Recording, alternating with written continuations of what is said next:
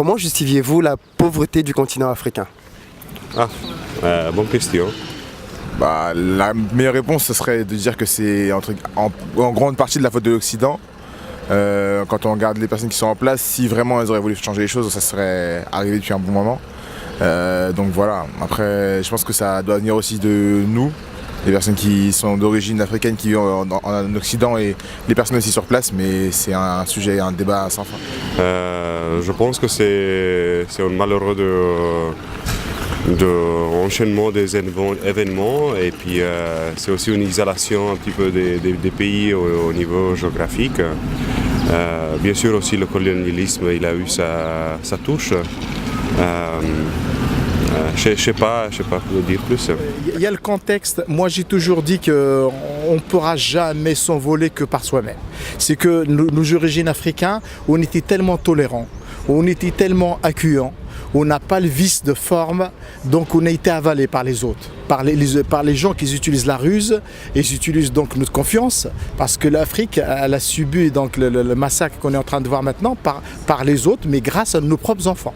C'est que dès qu'il monte au pouvoir, il oublie sa famille, sa propre famille. Donc il oublie ses règles de base qui sont la justice, l'anticorruption, l'égalité sociale et la fraternité, qui à mon avis, c'est l'originalité de l'Afrique. C'est déjà un rapport vis-à-vis de la colonisation, étant donné que beaucoup de richesses ont été volées durant des décennies, des siècles.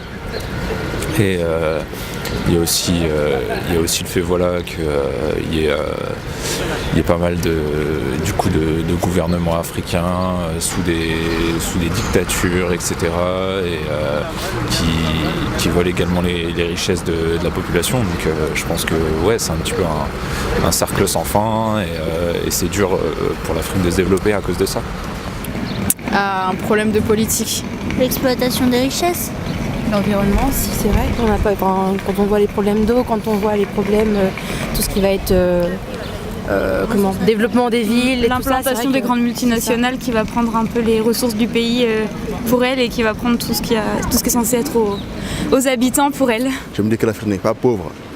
Du coup, c'est juste que c'est un peu mal géré.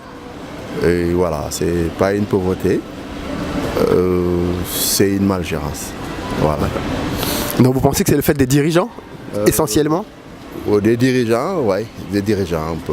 Des dirigeants africains et un peu nous-mêmes. Parce qu'en fait, des fois, je me dis, on ne croit pas trop en nous. Et pourtant, on a des potentiels qui pourraient être vraiment nous servir à être les leaders.